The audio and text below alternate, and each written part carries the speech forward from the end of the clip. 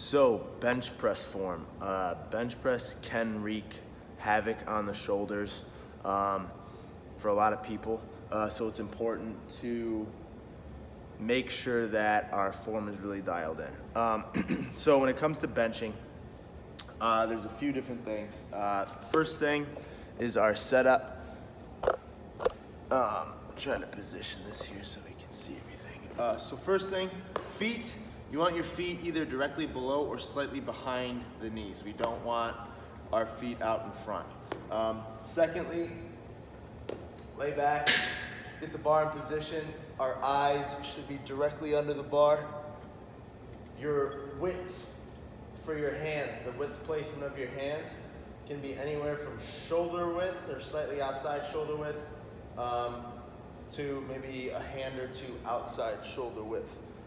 So an important aspect and something I like to tell people to do is to always switch it up. I mean, you always have your strongest width, your strongest grip, but you want to switch it up, man.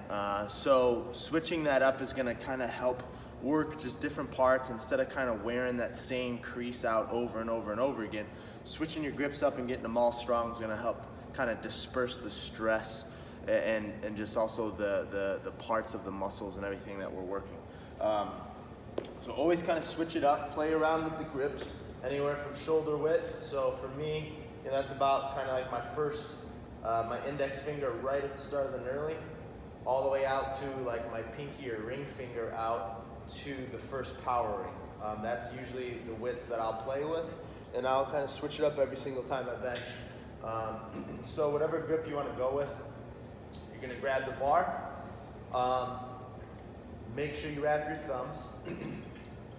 So an important thing too when it comes to benching is to not let the wrist extend.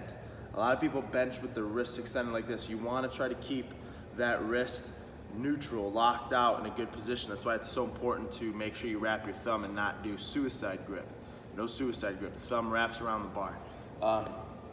So get your width, whatever grip you're gonna go with, get a nice tight grip on it. So what I'm doing now is I'm pulling myself up and I'm bringing my shoulder blades together and I'm kind of packing those together to get my upper back nice and tight.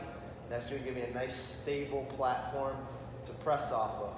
My wrists are locked out. I'm gonna bring the bar up off the rack, bring it down over my chest. Now this is probably the most important aspect of benching to keep the shoulders healthy at this point.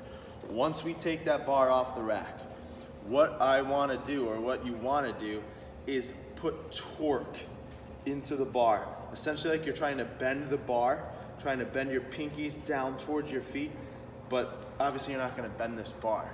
But what that's going to do is it's going to put a lot of tension through the shoulder. It's going to torque your shoulder into a tight, centrated position and put that shoulder in a good line to press from and to keep it in a good position to keep it safe and healthy. So we take that bar off, we apply that torque to the bar to take all the slack out of the shoulders and to keep that upper back nice and tight.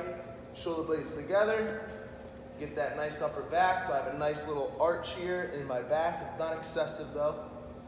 Take it off, put the torque into the bar if you can see that, and then from there I'm going to lower it under control and then up. And I want to keep that torque into the bar through the whole range of motion.